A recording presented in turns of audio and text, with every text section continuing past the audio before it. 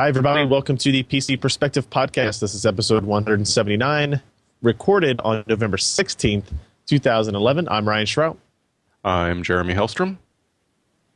I'm Josh Walrath. And I'm Alan Valentano.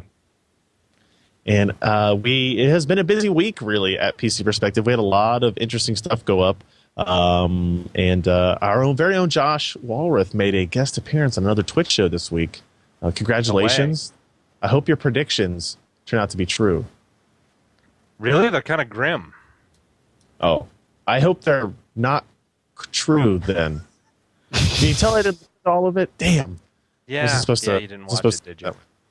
I could only watch a little bit live. I was out of town, but congratulations on that, and be less correct, I guess. But more correct on this podcast, what we're going to talk about is, we're obviously going to talk about Sandy Bridge E. That's kind of the big story over the last week. That processor and chipset and platform was released. We're going to talk a little bit about the Alienware M17X review that Matt Smith put up. Josh is going to tell us about how much money NVIDIA did or did not make. We're going to talk with Alan about a new NAS device that was launched, and then a bunch of news to get through. And if you stay tuned towards the end of the episode, we have quite a few we have let's see, 2 contests still running, 3 contests still running, and one that I'm just going to tell you about that you missed out on because you weren't checking PC Perspective often enough. So what do you say we jump into our Sandy Bridge E review?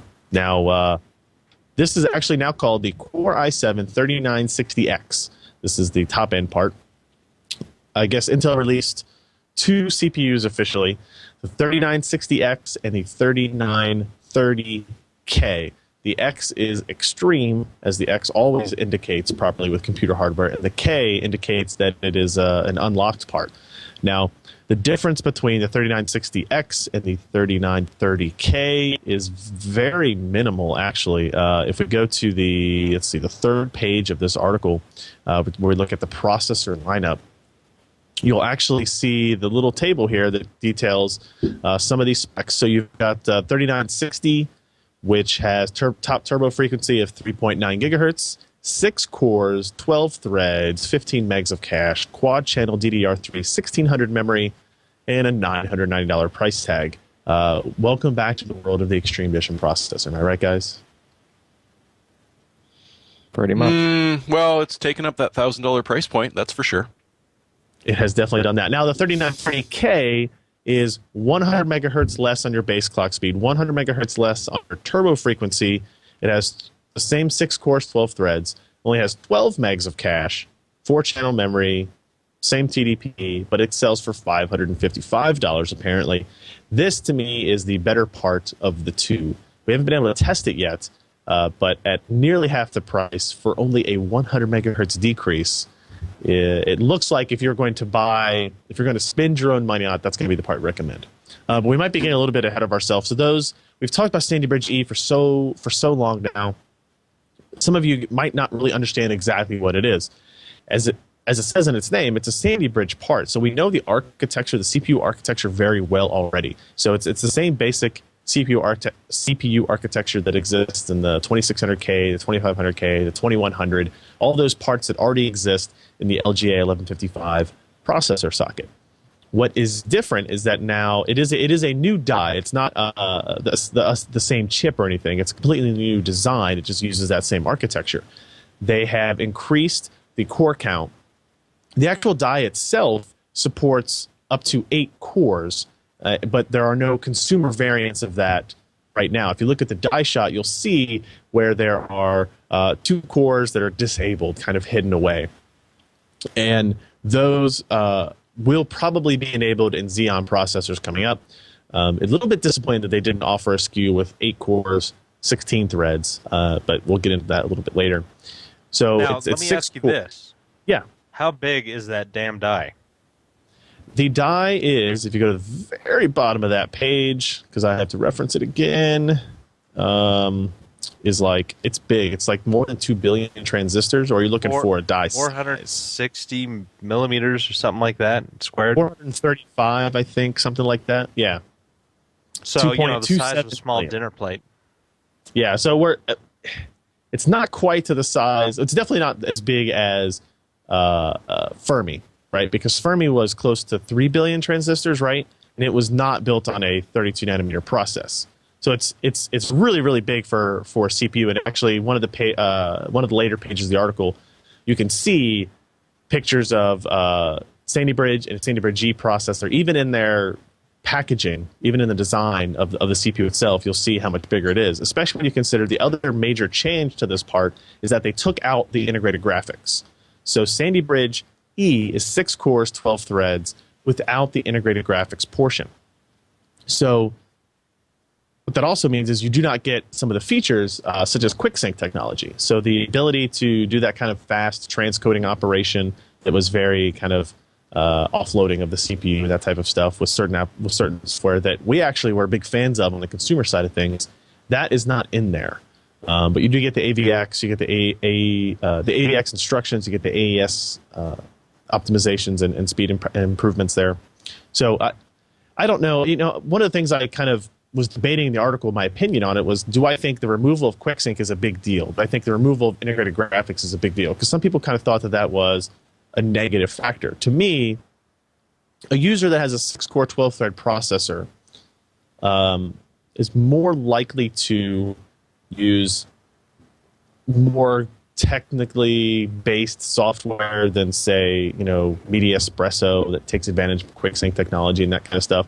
And I don't know of any like high-end prosumer or workstation-based applications that use QuickSync yet. So I'm curious, do you guys have any thoughts on whether or not it is a pro or a con, or does it just not matter to users that are going to buy this type of processor if there is either integrated graphics to have extra display outputs or that QuickSync technology?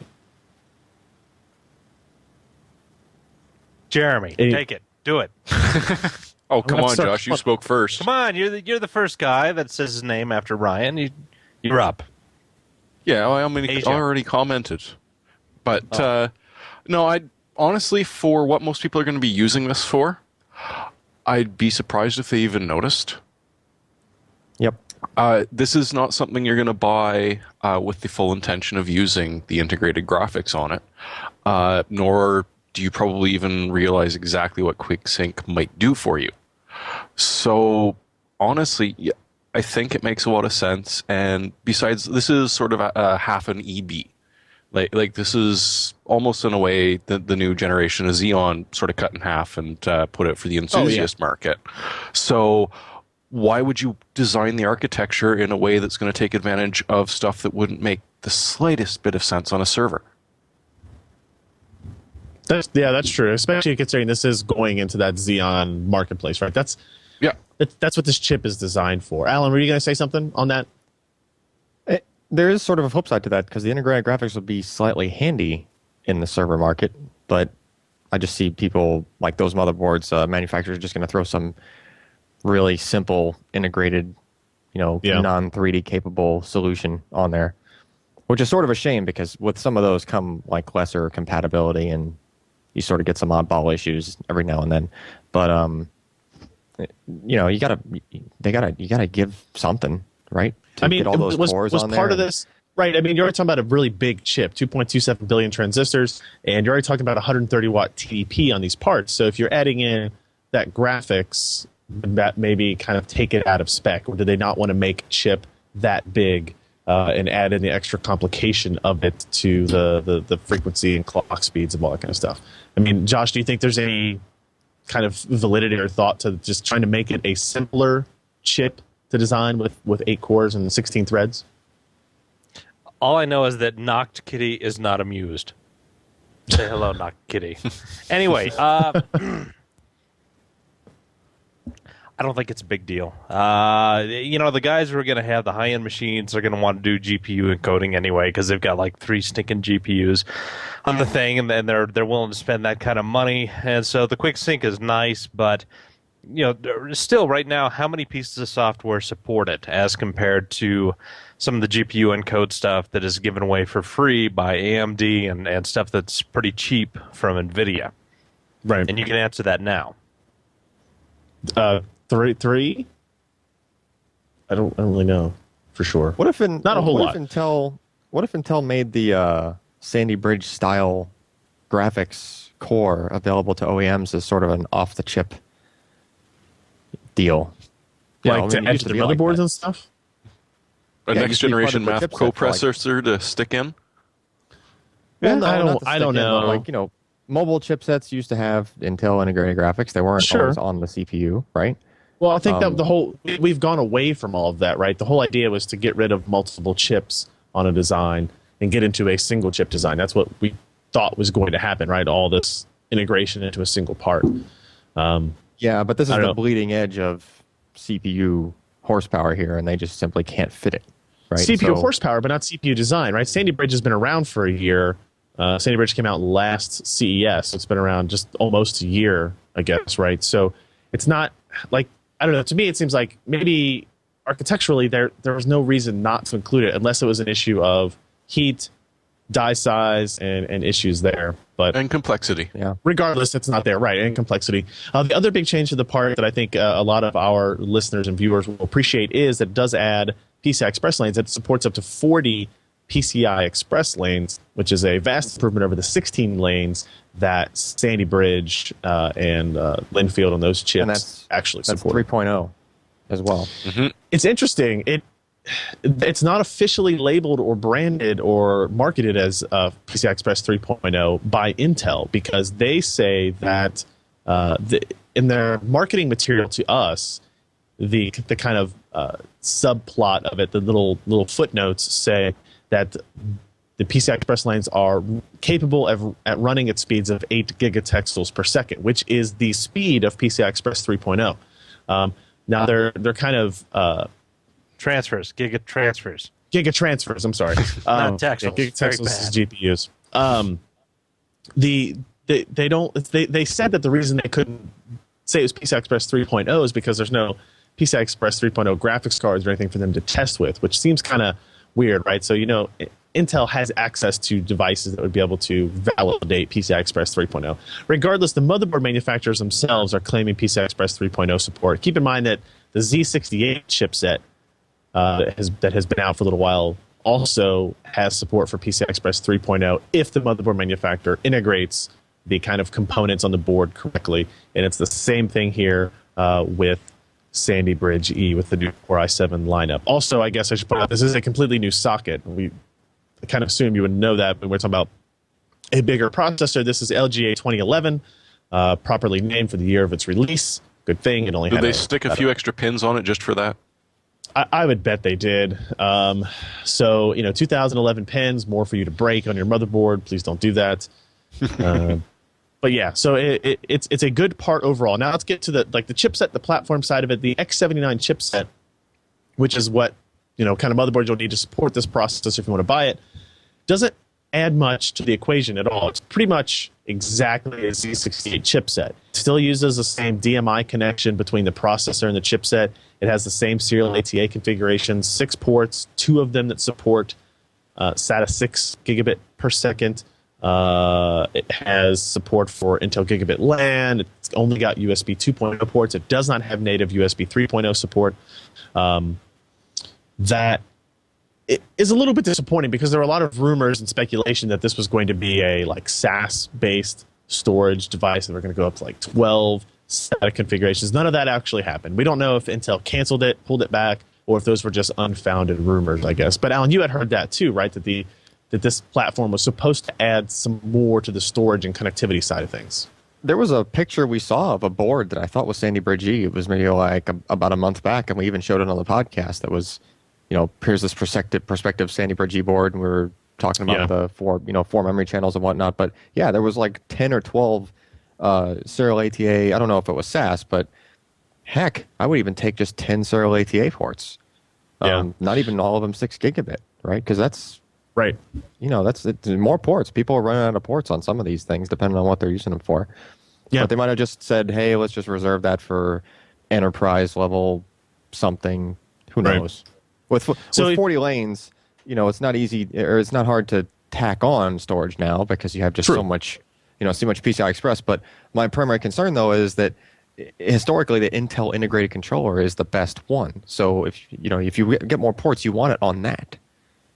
Just so you can hang more heck, they scale. It scales up incredibly. So if you put 6 or 8 SSDs behind that thing, you could probably easily match even like the R4 from OCZ as far as like IOs per second.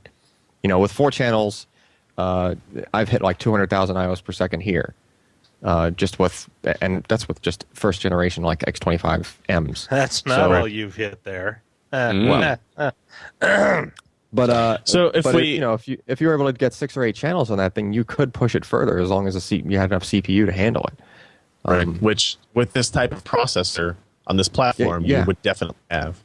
Right. If we look at some of the pictures of those motherboards, one of the things you'll see is there are lots of DIMM slots. I think we had 6 of these motherboards in right now, trying to get through them and actually do reviews of those motherboards. Only one of them only had 4 DIMM slots. The Gigabyte low-cost board, the X79 UD3, has 4 DIMM slots. All the other ones, the MSI, the 3 ASUS boards, the Intel board, they have 8 DIMM slots, which allows you to populate it with a ton of memory. Even if you're just using a quad channel configuration. So, buying 4 gigabyte modules is going to give you 16 gigabytes of system memory, which is a ton of system memory. Very few people are going to need 16 gigs of memory, but it's nice to know that you have it. You don't have to worry about it. The quad channel controller kind of forces you into these configurations. Even if you kind of go down to the 2 gigabyte modules, you're going to get 8 gigs of system memory, which is a lot. And I think the price difference between 2 gig and 4 gig modules is so minimal that the majority of people are going to go at least to the 4 gig modules. And then if you populate all 8, you're talking 32 gigabytes of memory with 4 gig modules. So now you're getting into of system memory, and what are you actually going to do with it? There's ideas of RAM disks types of thing. That's one of the things that ASUS likes to show off. Is if you've got 32 gigs of memory, you make 12 gigs accessible to the system. You create a 20 gig RAM disk. There are pros and cons to that, but if you want like super fast drive to write with, if you're doing photo editing or something like that, that's a good option, and it's different than using an SSD, and you're utilizing your hardware in a different way, and we like the flexibility there. Other things you see on the motherboard are lots of PCI Express slots, thanks to the 40 lanes of configuration. Pretty much every motherboard we have of the 6 here supports 3-way SLI or 3-way Crossfire configurations, and a couple of them, like the ASUS Rampage 4 Extreme board, actually supports 4-way Crossfire and SLI, all depending on what layout options they use and that type of stuff. So this platform with that type of connectivity options does kind of become the best hardcore enthusiast gamer overclocker style platform, because this, it's the first. We went from the X58, which had a lot of PCI Express lanes, to Linfield and Clarkdale and Sandy Bridge, all of which had 16 lanes. So you were limited to 2 slots of by 8 if you want to do multi-GPU. Kind of limited what other kind of accessories you might be able to install, storage controllers, 3-way SLI and Crossfire and that type of stuff. And this board vendors don't have to deal with Enforce 200 chips. They don't have to deal with any kind of PCI Express bridges.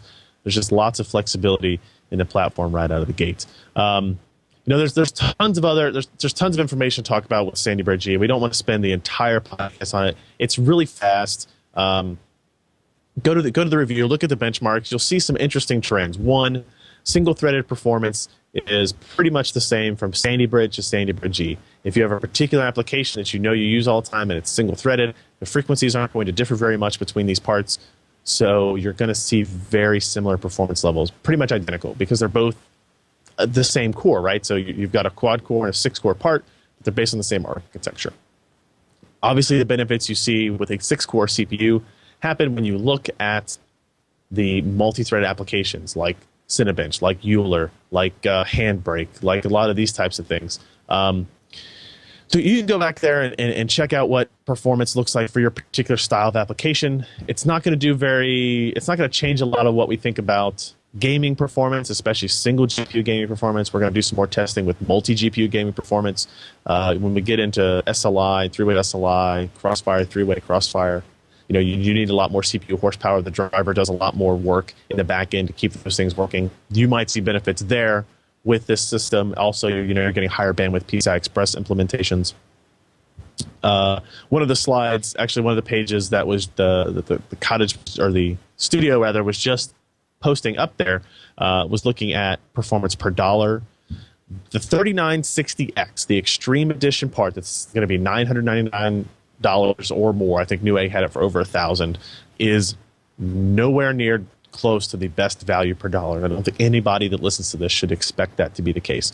It's funny, there are a lot of comments in on our review kind of complaining about the $1,000 processor and why would you ever review it this? Why would you compare it to the AMD part that's $245? And it's like, I guess we haven't had Oh, a how $1,000. quick we forget. I know we haven't had a $1,000 Extreme Edition part in a long time since the 990X, and that was Which kind was of a 8 filler. months ago. Yeah. Long Was it- time. was it long, that long recently? time ago in a galaxy far, far away. Well, the 980X before that, how long ago was that? That was a couple of years, right? Not even a In my year. view, in my view, the 990X was kind of like a, oh yeah, we have some more of these chips. Let's turn it up by 100 megahertz and send it out. You know, the X58 launched with a 6-core part, right? No, Golf Town came out a little bit later, but the Extreme Edition parts have always been this way, and it's like I on the other side of things with Sandy Bridge, I always kind of was disappointed in the fact that we didn't have that $500 or $600 processor that people could strive to, and then would kind of drive prices down in other areas. Yeah, the Sandy Bridge- 2700K was an also ran. That was just, that's nowhere near a flagship processor. We've been waiting for a flagship. The thing is, it seems so $1,000. weird because it's so fast, right? It's, you know, the 2700K is a great processor for $350, but we knew because Intel was selling it for $350 that they can do more with their process technology. So, and with their processor lineup. So this, you know, if you look at that the lineup sheet that has the 3960X, the 3930K, there's also the 3820, which is a not out yet. It's gonna be out like Q1 2012, I guess, and it will be a quad core part, clocked a little bit higher. And that's what's interesting is that I think it's obvious they didn't release that part because it would completely gut the sales of the Overshadow? 2600 and the 2700K because that's going to be about the same price level that it's in. And then when you couple it with the X79 platform and all the additional kind of, you know, the PCI Express lanes you get, it's going to be the best enthusiast system, I believe, when it gets released. I think that part will be like the Core i7-920 of the X58 life. We'll have to see, obviously, if anything changes between now and then. But I'll leave out the rest of the stuff. We talked about this for too long. Performance per watt, you can go look at power consumption, how we did on overclocking. There are some changes in overclocking, but they're somewhat minimal, but still nice to see changes in overclocking. Overall, this particular processor is the fastest you can buy. It's also the most expensive you can buy from a consumer standpoint. Although the Core i7 3930K would make a really good like high-end system. And I wouldn't surprise me to see that make it into our leaderboard sometime soon in the high-end type build. We'll have to see what kind of you're the prices totally look giving like. away the secret now. I said perhaps. It's all up to Jeremy and what he picks and puts in there. But so I mean, you can look at the prices there: 2600K, so 2700K is $370. Poor AMD with their unavailable FX 8150 still $269. You know, basically kind of quarter of the price of the 3960. But yeah, a very good How part. fast were we Very able to expensive. get this go overclocking? 4.7 gigahertz with all 6 cores. Nice. So that is a 1.1 gigahertz overclock over the 3.6 gigahertz that Turbo Boost gives you with all 6 cores. So that's actually pretty significant. Like that's like 30% or something like that boost. More than that, actually. Boost in Is performance. it still? Is it still? You can't mess with the front side bus. You just have to ramp up the multiplier. That's what's interesting. They changed an overclock. You still can only adjust the front side bus by like 5 to 7 megahertz, right? That was kind of the holdback with Sandy Bridge. With Sandy Bridge, they introduced something called straps or another multiplier that will allow you to take that frequency from 100 to 125 or to 150 and then use the multipliers accordingly. And the thing is, like, if you start at 125 instead of 100, you institute a 1.25x strap or whatever each motherboard BIOS implementation, kind of describes it as. You still have that 5 to 7 megahertz of flexibility. So now maybe you can get up to 130 or 132, while all the other DRAM, PCI Express stuff stays in sync that way. Pretty cool. It's interesting, but with an unlocked part, the multipliers, I thought, always give you more flexibility than you could need, really, for overclocking. I think the multipliers go up to like 57x. So if you're overclocking past 5.7 gigahertz, yes, this new strap technology will help you out, right? So for those extreme guys that want to get up to 7 gigahertz or whatever it is they're going to do with LN2 or liquid helium, that will definitely help them a lot. But I think for the average person, still just adjusting the multiplier is going to be easy, unless you're trying to overclock your PCI Express bus, memory speeds more, that type of thing. So, Oh, you should also mention they followed AMD in offering the liquid cooler. oh for yeah, the- yeah. for So this. the retail versions of these processors will not ship with coolers at all. Period. So for $990, you get a processor and no cooler. The reasoning on their side that they said was, look, somebody who's going to buy a $500 to $600 processor or $1,000 processor isn't going to use our stock cooler anyway. And that's probably true. But it's always nice to have one just to test things out or to do whatever. So Intel has also sent separately a Intel branded Asetek self-contained water cooler with a custom Intel fan and profiling and all that kind of stuff as well. So yes, and both AMD and Intel now offer water coolers for their high-end processors. And Ace Tech is living large because they're providing both. And Coolid Oh, they did both? up in Okay. Canada Yes. is pissed. Someone didn't get on the ball with that. Yeah, somebody. Oh, wow. Yeah. There's always next generation. Yeah. But of course, you can still buy. Actually, I think we saw a thing where Micro Center was giving away a free Corsair H80 if you bought a Sandy Bridge E from them, but their CPU prices were pretty high. Actually, I got an email later that said, even with that free H80, Micro Center will match any online prices, but you have to go into their store. So you'll always be able to get it at Newegg price or whatever with the free H80 actually too. So that's actually a pretty cool thing. Other quick thing I'll mention, this is, we didn't do any full reviews of motherboards yet, but we do have an X79 motherboard roundup that we did a video of, kind of going through the 6 motherboards we had. The Intel DX79SI, the Asus Rampage 4 Extreme, the Asus Sabertooth X79, the Asus P9 X79 Pro. Wow, a lot of numbers and letters. MSI's X79A GD65 8D in parentheses, which stands for 8 DIMM slots, and then the Gigabyte X79 UD3, which was obviously had the least features, but it's also going to be the lowest cost motherboard of all the 6 that we had in stock. So we'll be spending some more time on those coming up. And if you want a little preview of it, go to PCBR.com, look for that video we posted as well. Okay. Well, we talked about that processor for a long time. Let's take a quick break here. Thank today's podcast sponsor, and then we'll come back and shuffle through some other things. Shuffling. Wow, that's staying in the podcast for sure. Welcome back. Thank you, MSI, for that. So there are a couple of other reviews I wanted to point people to. Matt Smith posted his review of the Alienware M17X Revision 3 gaming notebook. This is the same machine that we use to test the Mobility GTX 580M and Radeon HD 6990M parts, but he actually took a look at the system itself, looked at the processor performance and how the actual usability of this kind of 17.3-inch 1080p display is, and what the battery life was, and all that kind of stuff. I mean, keep in mind, this is a 9.4-pound machine. They are enormous. It has lots of LEDs on the keyboard, though, so if you like customization that way, that'll help. He actually came away pretty impressed with the laptop overall. I know in my time that I spent with it, it's a great performer, and it actually is able to get pretty good battery life if you use the GPU for this AMD version. If you enable and disable the GPU appropriately, or if you have the NVIDIA Optimus version, it just kind of happens automatically. But it starts at $1499, goes up from there. Obviously, if you add in the higher end GPUs, you're adding a couple $100 to that list as well. So go check out that full review. It did get an editor's choice actually for that, so that's a good sign.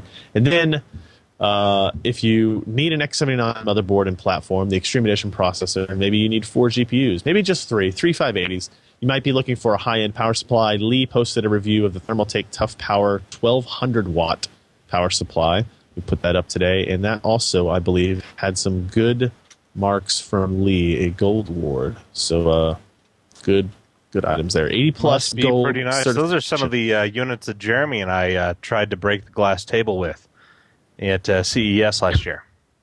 You tried to break the power supply or the table? Oh, Well, the power he had supply them was going to win. Resting on all of these, kind of glass top tables, and I think Jeremy almost dropped one, and it was. Well, after Nice. what they did to Gnashing that of piano, I just couldn't help but pitch in. Yeah, they ruined that Yeah, piano. didn't they? you're scratching it all up. So the power supply supports up to 100 amps on the 12-volt lines at 1,200 watts. So and it has Which is 8 enough PCI Express to, connectors. But for MIG quad weld select. titanium.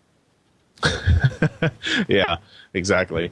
Let's talk a little bit about NVIDIA and how much money they may or may not have made with Josh. You just posted a little editorial about their Q3 2012 results? Yes, Q3 2012. You do that weird numbering date They system. do. It has to do with when they did an IPO for the company and when they started to actually do reports.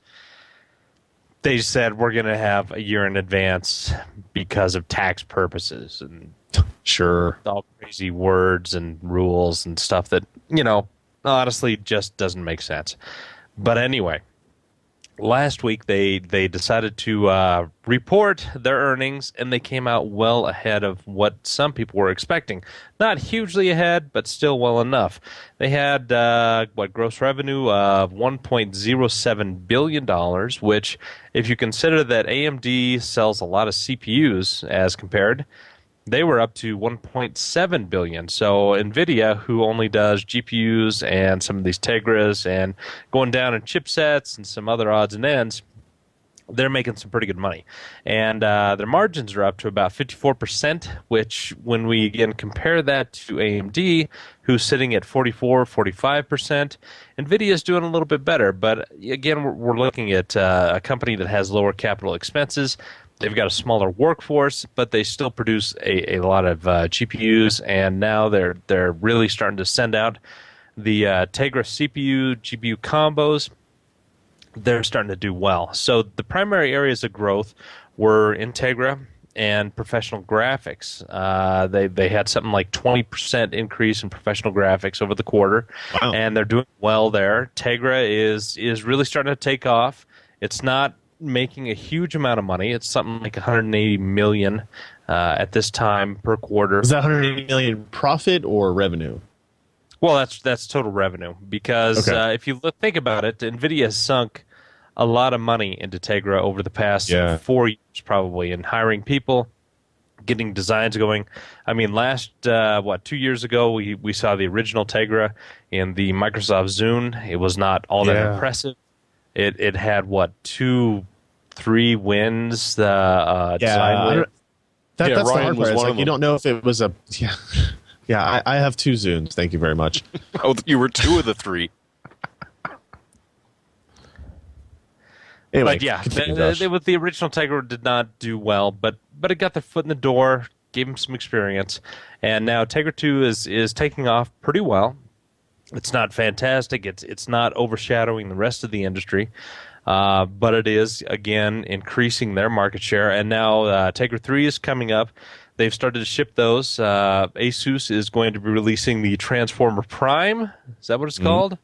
Yes. And it's going to be later this month. So obviously, NVIDIA has been shipping chips out for the time being. That's had a positive effect on the bottom line.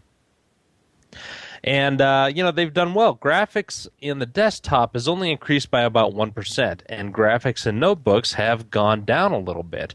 And when Yep. we consider that both Llano and Sandy Bridge have graphics that are pretty decent, not fantastic, especially the Intel part, but still, again, pretty decent. We can see that all notebook dedicated graphics, they're just going to go down because most people do not need high-end 3D graphics when their basic processors can give them good enough for free. So when you put that all together, NVIDIA did have an impressive quarter. It's up something like 5 or 6% from last quarter. It's up again some whopping 26% from this time last year. And if you consider where NVIDIA was last year when they had so many problems with Fermi, Tegra 2 was not out yet. They were still relying on Tegra. It was a giant money sink for them at that time. They were spending a lot of time on design, not spending a lot on actually producing the chips and then selling them for a profit. So when we look all in all, they're much healthier than they are now. They're healthier now than they were then. A coming quarter, they're not real excited about it, and primarily that's because PC sales are looking to be very, very stagnant. Now, a large portion of that is because of this flooding in Thailand that has just wiped out standard spinning hard drive production, and so now instead of having $60 1 terabyte drives you can throw into a system and be able to sell that, the prices have doubled, if not tripled in some cases. So they're looking at a pretty big slowdown in discrete graphics for the PC. And again, they are continually shutting down their chipset business. They're still supporting a couple of customers with chipsets, but it is really negligible now as compared to the overall bottom line. So that's an area not so much of concern, but of dwindling income, and they're hoping to offset that by strong Tegra 3 sales. Apparently, there are more design wins right now for Tegra 3 than there have ever been for Tegra 2, and so it's going to be interesting to see how well that product does. It's about double the size of the original Tegra 2, but they've done a lot of things in there to improve overall power consumption. And when you're talking about a 40-nanometer process, bulk process, that right now is very, very mature, very, very cheap to get good wafers out of, achieve good yields. NVIDIA is making some pretty good strides here, and I think they're probably going to get some good wins with this. And though people wings, let's get some wings for NVIDIA, but people may question why you would need a quad-core processor for your handheld phone. When we look at the way they've changed the graphics, they've added that fifth core for the very low-power computing. I think it's going to be a win for a lot of designs. It's going to be an overall positive effect as compared to, say, hey, we've doubled the die size, but when we look at overall margins and everything, it's going to be a solid win for NVIDIA, and it's going to be interesting to see how TI and all these other guys react to this. I know they've got other quad cores on their roadmaps, but they're not going to be out for another 8 months, if that, unless they really light a fire under their engineers and get them out something earlier. NVIDIA is going to be the only game in town for an ARM-based quad-core product with decent graphics and some really unique and interesting features. So that's their quarter in review, and they did well. And for a company that people were saying was dead meat, roadkill, last year after the disaster was Fermi, they're doing pretty well for themselves. Agreed.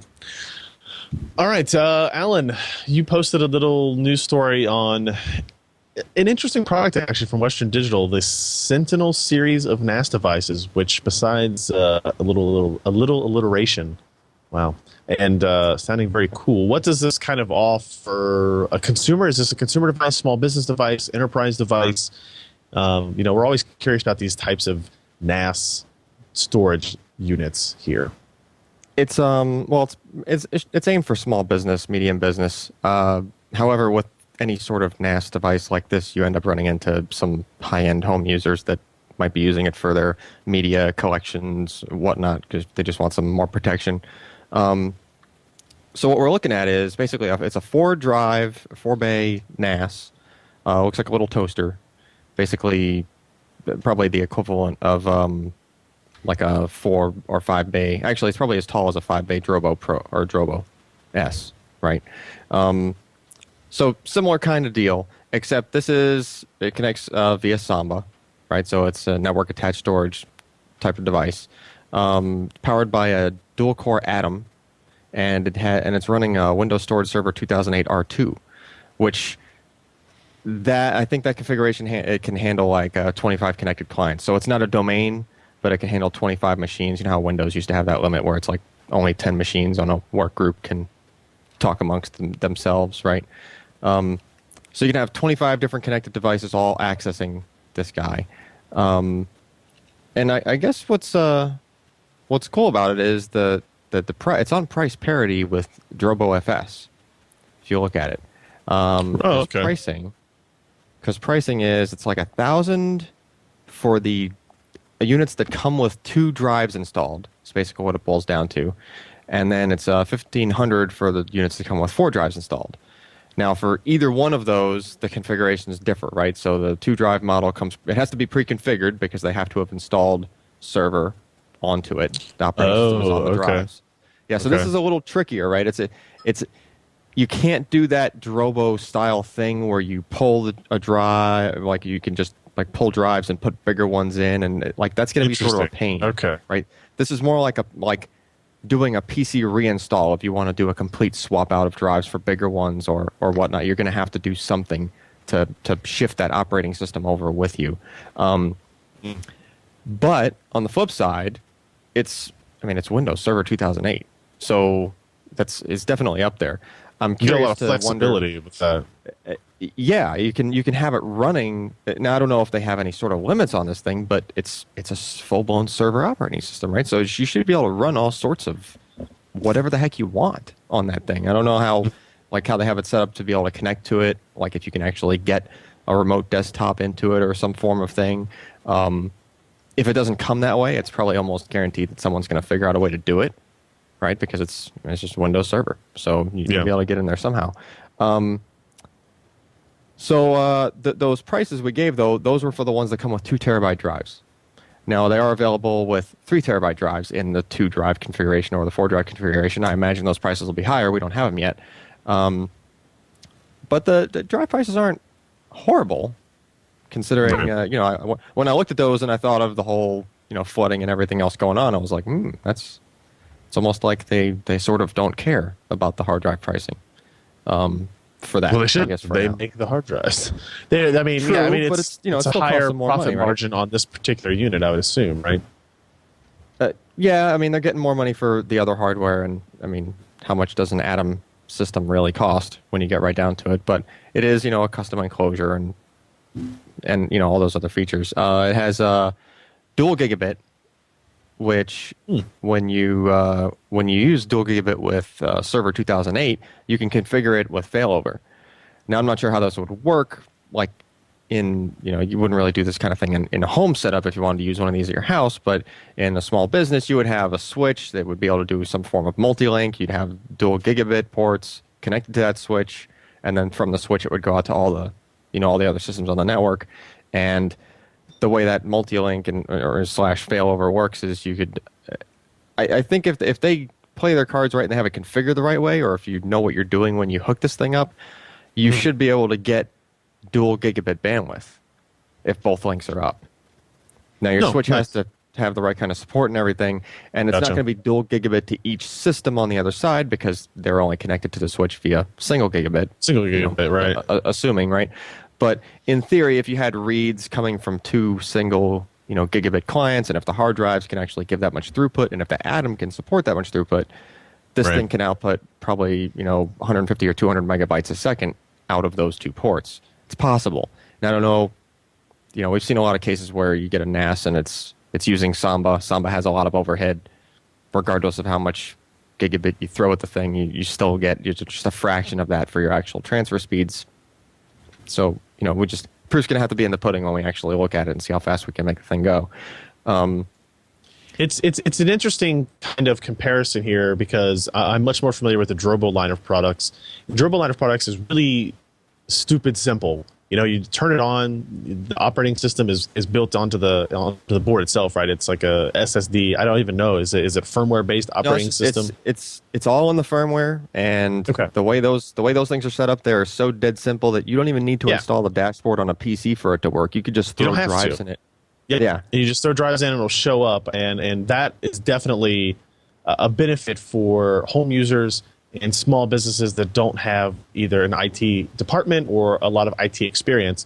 Whereas this machine seems to be kind of like a very strict opposite of it, where you're not going to have the ease of setup, the ease of adding drives, removing drives that Drobo gives you, but you get a lot more flexibility if you want to have external connectivity from it. You want people to be able to connect to it while they're at home. You can't do that with the Drobo. The best you can do with Drobo is Drobo apps that aren't supported well at all, if they even are anymore. So Right. it'll be Right. interesting to see a comparison between them. The only thing that sort of disappointed me on this was the fact that if they're going for small business, why is it only 4 bays?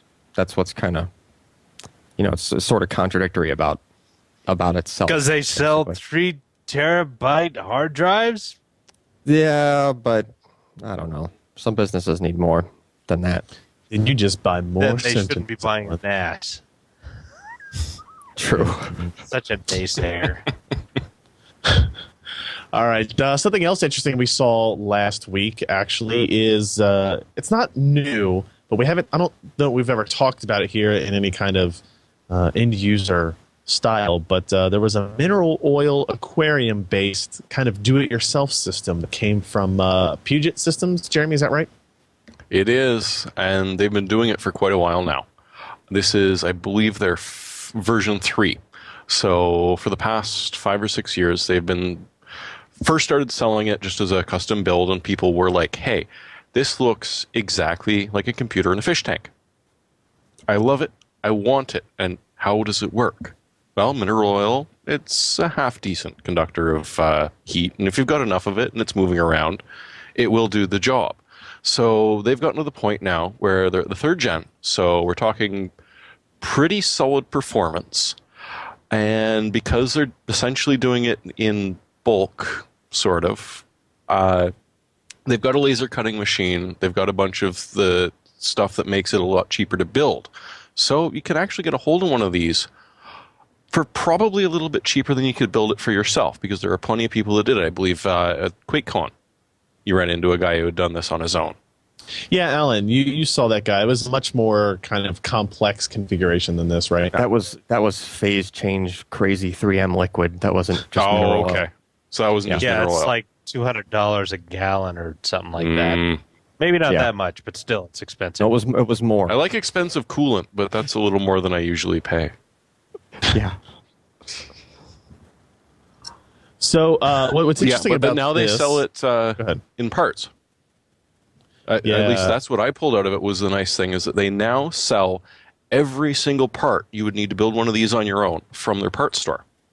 They apart actually from the mineral sell oil. a whole kit of it, but it does. You're right. It does not ship with the oil for it, so that you have to be able to purchase on your own somewhere. I'm trying to look.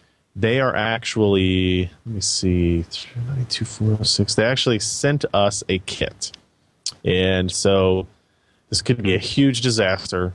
But we are going to try to build a system based on this mineral oil cooling system. So Right let here, me get this straight. You're going to probably have Ken build this system, and he's Yeah. going to be running around your office. The intern covered in mineral oil. Are you Yeah. sure you want to go there? Yeah, The the hope is- lawyers I mean, are Penn right State here. was a whole different thing, but this is approaching it. first of all, Sure you don't want to be in the campaign, Ryan? yeah, no joke. This could be a huge disaster, and I'm hoping no individual person gets covered in oil. Arrested? Otherwise, we're gonna that either. But we're gonna have a huge mistake here on this carpeted floor on the 2nd level of an office condominium. So we'll see. Lord. You must film But- this. Well, we're going to. It's the cameras are going to be rolling, and we'll do this on a live stream just so it's even more awesome. If something How much do you fails. charge in a view? We could do a pay-per-view. That would be pretty good. Oh, Did we see how much this cost, Jeremy? Was there a in legal like- fees? They're Lord. talking about $600. And it'll take $600. 3 to 7 business days to show up.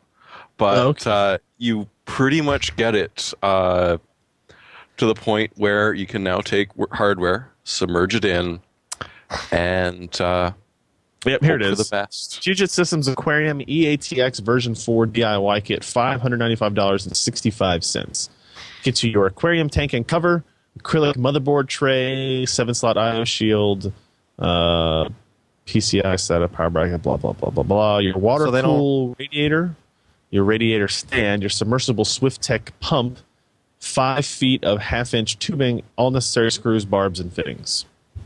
So this isn't just. And Puget Systems wants you to know that mineral oil is very difficult, if not impossible, to clean from your components Yes. once they're submerged. They did say when you build the system, because they knew we were doing it for review and testing, they're like, pick components, because once you get a motherboard covered in oil, it does not ever become uncovered in oil again. What are they? So it's got a radiator and a pump. So they're pumping the mineral oil through the radiator to cool the Yes. oil. Yes. Yes. Interesting. Because most So people the, you hear the about using mineral reservoir oil, is they just- essentially the aquarium itself. Right. But I And just out heard, of the like, back end of it, you can sort of see the radiator. a lot of people you hear about using mineral oil for this type of thing, they just let it sit there because usually the surface area of the aquarium has enough area, just radiates the heat out. I don't know. I'll ask Likely them not some enough. I mean, the thermal capacity of of that big old tank as compared to surface area versus volume, you probably do need a radiator, especially if high-end components. It's going to get Yeah. toasty fast. I mean, I remember going to CES and that earlier one, Comdex, where they had these and you would look at it, and I mean, they had lower-end components in there just because there was just not enough motion of the fluid as well as an active cooling down that it would just kind of boil itself in there. Yeah, And you I'm throw in really kind of dual worried about this. 135-watt TDP processors. That's a lot of heat without even a Yeah, GPU. they did say, he gave me some recommendations. Whatever graphics cards you use, take the fan off, but leave the heat sinks on. Those types of things. It just kind of helps spread all that out. I'm more and more worried. Like, I feel like I'm going to have to, maybe I'm going to do this outside somewhere. You're gonna throw the power supply in there, Ryan? Negative. Can I? Oh, come Why on. not? Pull the fan out of the power supply and stick it in there. Yeah, I mean, it's got to, right? I mean, oh no, I think in the diagram I'm looking at, like the hard drive and that kind of stuff stay Well, above the oil. the hard drive, yes. Oh, yeah, the platter-based hard drive might not want to be in the oil. That won't sealed. work in the oil. It's sealed. No, it's not. No, Hard got drives air have holes vent in there. holes. I'll put an SSD in there. How about that? Yes. I'll just have the That's better. SSD dangle in the fish tank, like have it kind of move around. You should have. It looks like the power supply, the hard drive are held outside of it, based on the little diagram I'm seeing on their site. So yes, we'll play around with that, and we will see just how much of a shitstorm we really create with it. It could be really bad. All right, let's see. What else did we talk about? Antec announced a new case, one we kind of saw at Computex in June, the P280 enclosure. This is a $139, $150 type case. We're going to have a video review of this up very soon, as well as an interview with Jesse from Antec on featuring this product very soon. Pretty slick little design. It fits into the Performance 1 series of cases, even though it is the P280. That's just kind of a branding hiccup, I guess, that came up with when they ran out of 100 numbers that were higher than previous models they had released. So, it has some interesting features. It's kind of like the first completely new design from Antec in a while. That's not the Lamboy Air or the Skeleton or something like that. So it has things like the rubber gaskets for cable routing. It has giant cutout on the back of the motherboard tray for CPU processor changing and that kind of stuff. So you can check out the news post on that. Like I said, we'll have a review of it hopefully up relatively soon. That's pretty much it for news. We're going to talk about some contests that either you missed or you can still enter in. First one is over. We gave away a free copy of Elder Scrolls V Skyrim. Has anybody been playing this game yet? Oh, yeah. Yeah? How many hours in are you, Jeremy? Not very. And I refuse to answer the proper amount on grounds that I could probably be dismissed for the amount of sleep I've been getting lately before work. As long as you're not playing at work, they probably can't fire you yet. I was amazed how, like, I didn't really play Oblivion as much as I should have. Not really much at all. And I was playing out just kind of testing Skyrim, seeing what's this do for graphics cards and that kind of stuff.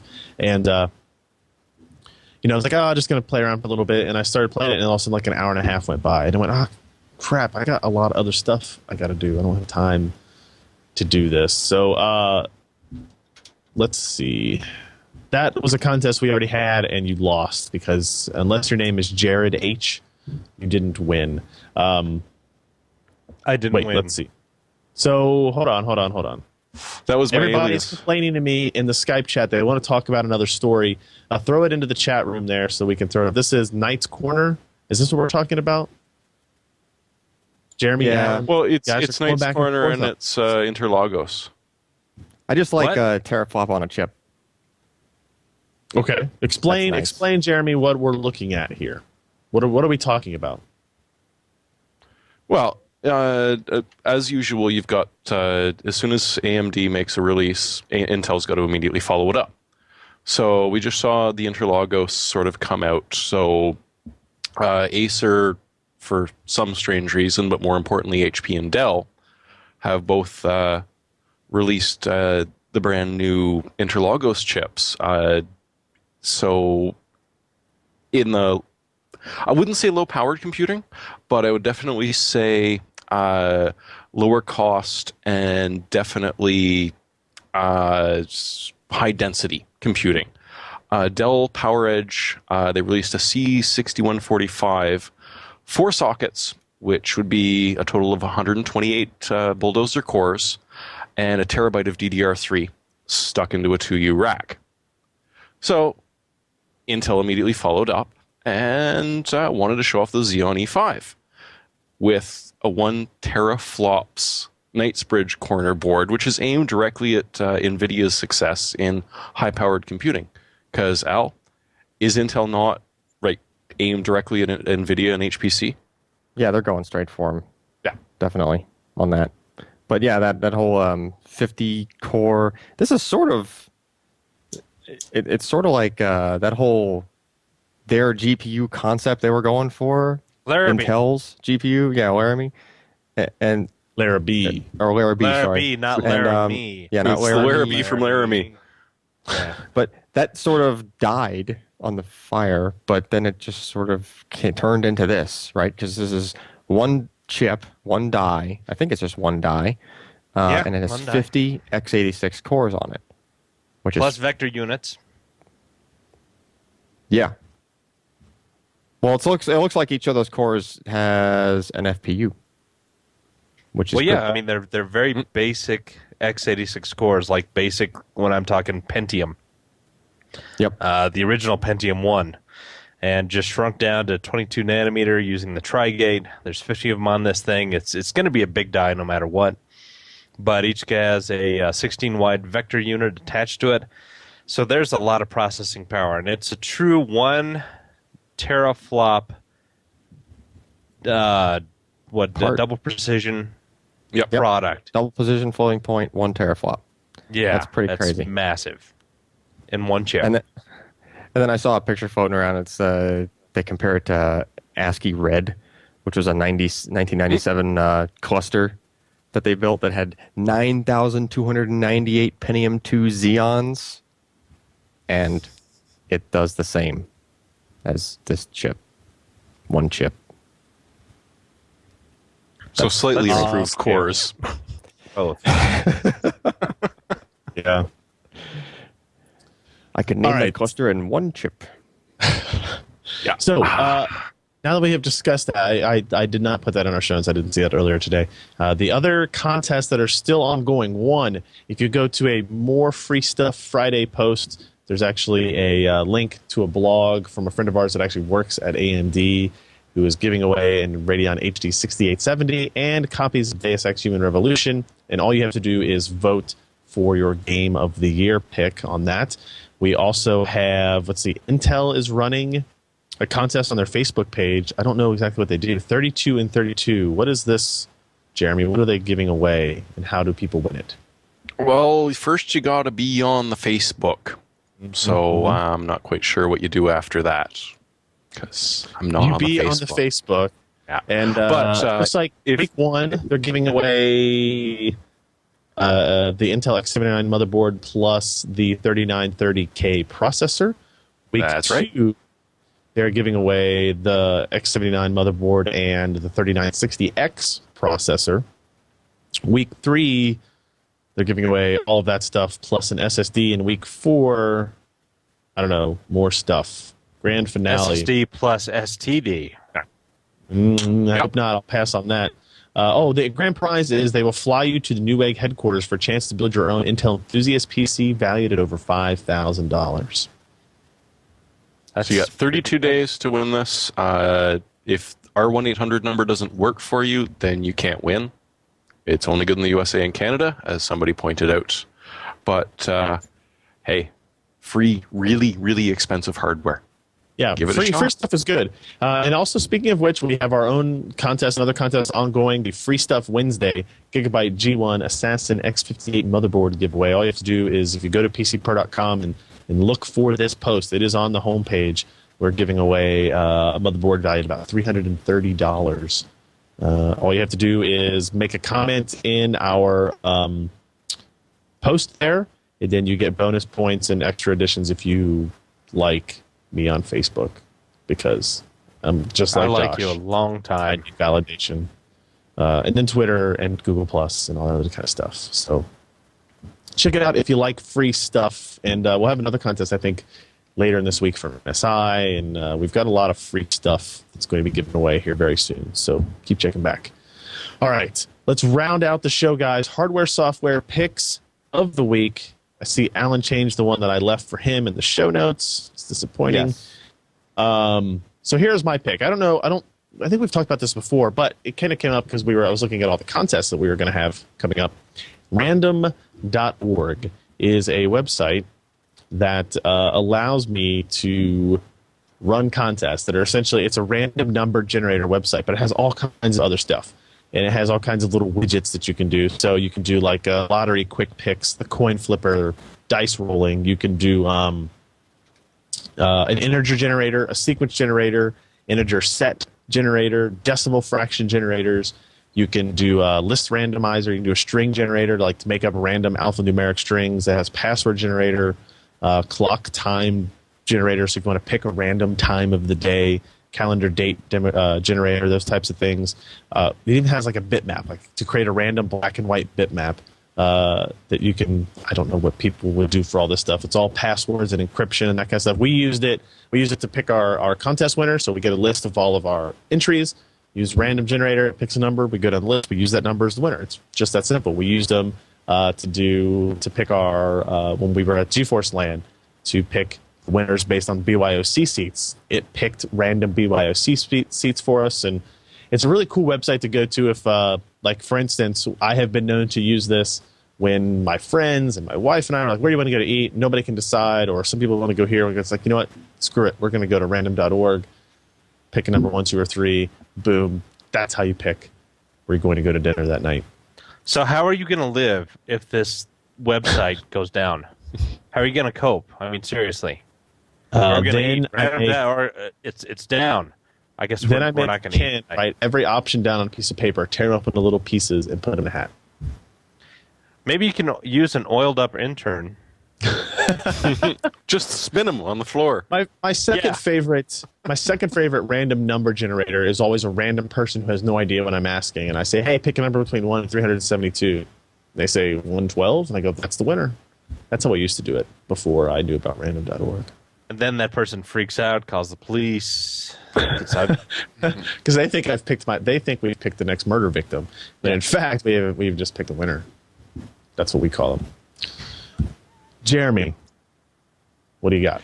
Well, since we did mention Skyrim earlier, I have to point out that if you don't know what putting a bucket on somebody's head does in Skyrim, you really should try it out. It That is was a the pretty funniest awesome video. thing I have seen, and it works. I have done it. Does it? You try it? I robbed the first town blind, because this really does, in a way, show some good programming. One, it's not just a sprite that looks like it's open, but is yet a solid block. No, you can actually fit it over somebody. The other thing is that they've programmed line of sight to the point where it depends on them actually having a clear line of sight. So 2 buckets over the head, and the world is your oyster.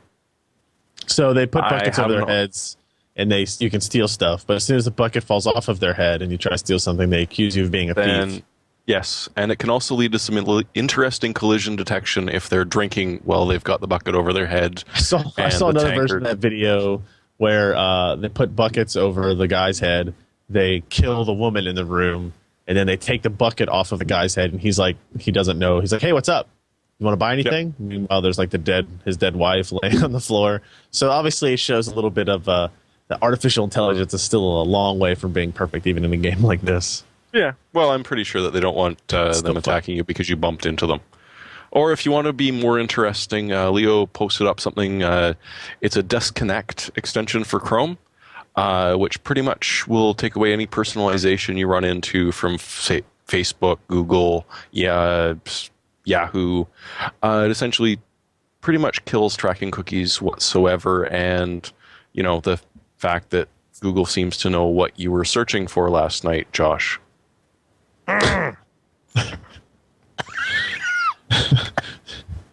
Guilty face. Private browsing. Learn it. Yeah, but if you trust Google to make it really private from even them, come on. Is that it? That's all we got. We're done now. Yeah, I was Moving tossing on. it over to Josh to talk about his pick of the week, hopefully. A week. I'm on a roll. Can't help it. With all the spinning hard drives being in shorter demand, prices rising, this is actually turning into an opportunity for people to go to SSDs. And so we are starting to see some price erosion on SSDs, especially the older ones. And the one I picked today was the Mushkin Callisto 120 gig drive. It's the SandForce SATA 2 controller. It's fast. It's $139, $139.99, so $140, and that's without any kind of mail-in rebate. So we're getting so much closer to that $1 per gig for SSDs. And Mushkin is pretty good support. It's a mature firmware for it. It's gonna treat you very well for that kind of price. Fushigi in the chat room says, "I didn't know Mushkin made SSDs." The answer is they do. everybody makes SSDs now. Especially SandForce. They're rebranded by like every memory-related thing on the planet, and then some. Yeah, but the only real downside to that I would see is just you might have to wait a little bit longer if a new firmware is to come out. That's the only possible downside, but the Right. current one is pretty darn good. So, yeah, that's cheap, especially Cool. for SandForce. What is your pick, Alan? All right, so I've always liked Iron Keys, and Iron Key is a super duper secure USB flash drive. And before, they would only ever make them in SLC flash models. Now it's kind of up there. There's very few USB flash drives that are like dual channel. So this is actually like a dual channel controller.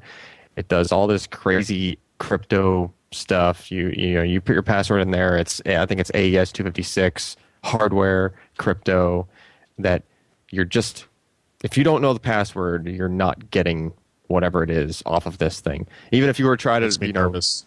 even if you wanted to get the flash memory chips out of the drive, just to assume that this stuff wasn't encrypted and somehow you could stick them on a chip reader and read it, you're still gonna have a hard time because the entire thing is like the enclosure is filled to the top with epoxy when they assemble it.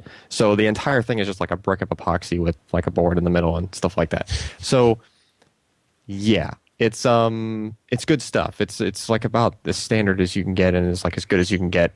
DoD uses these things when they need the stuff encrypted and to travel with. So the downside has always been that they're really pricey. Well, the prices have come down somewhat over the past couple of years since these things debuted. But on top of that, they've released a different line. So the existing line that has been around forever is now called the S200 line, and that's the SLC models. And those are available 1 gig all the way up to 16 gig. However, now there's a D200 line that's MLC flash, and the price I definitely wouldn't have picked the M200 because that would have made it too easy. Yeah, I don't know. I don't even know what they want the D to stand for because I can't even see from their specs and their PR stuff that what it's supposed to mean. But for the same amount of money, you get twice the amount of capacity. So, which is pretty good. It's like 50% off if you think about it. Yeah. Going from SLC to MLC. When they say it's a little bit slower, how much a little bit? I don't know, and I'm trying to find that out. Okay. But I will say that the S200 was pretty darn fast, although it was only USB 2, and I believe both of these models are only USB 2. So more to follow on that, but it does basically just saturate. At least the SLC, even the smallest model SLC, which you sometimes flash memory, the speeds get bigger as you get to the bigger chips and whatnot. Doesn't really apply to this because it's the same controller across all of the units, I believe, and that controller could just completely saturate USB 2. So you just got a solid like 32 meg per second or something like that out of it, Right. Almost regardless of what you were doing. And I don't see that really slowing down with MLC. I wouldn't try to run a VM straight off of it, but you could do that with the SLC one. Nice. Which was pretty cool. Yeah. All right, there you have it, guys. That is going to wrap up the show for this week. If you want to let everybody know, all of your friends, holidays are coming up. Thanksgiving is going to be here. And everybody, I think one of the best gifts you can give to all of your friends and loved ones is the gift of knowledge that you get from the PC Perspective podcast. And all you have to do is write on a piece of paper, pcper.com/podcast, and give it to them and tell them if they don't go download the podcast that you're going to disown them as a family member. And we would appreciate that. Or you can just buy a couple of gallons of mineral oil and put an ad in the paper for an intern. Instant gift. Instant. Pleases everyone. Instant. And then you give that person pcper.com/podcast so they understand the joke that you have just played on them. Also, twitter.com/PCper, facebook.com/PCper. Don't forget, what's the other one? G+.2/PCper. See, Alan, that one still doesn't work very well. G+.2/PCper. You can follow us there on all those different locations, and we post our news items there, contests there, all that type of stuff. So that's how you can keep a hold of us. With that, we will go ahead and actually, I'll also forget to mention 1-888-38-PCper. If you have anything interesting you want to tell us in voice speak, actual words, as opposed to just writing things down or emailing, you can do it that way, toll free, US and Canada, and of course, podcast@pcper.com is the email address where you can send us your questions or your feedback, your complaints about Josh's remarks, about interns and stuff like that. That all goes to podcast@pcper.com before it gets forwarded to the FBI. So keep those coming. We're building up a good case against him, and it's about to pay off, I think, is the key here. So, outstanding. With that, we will see you next week. I'm Ryan Shrout. I'm Jeremy Hellstrom. I'm Josh Walrath. And I'm Al Malventano. Thanks for listening.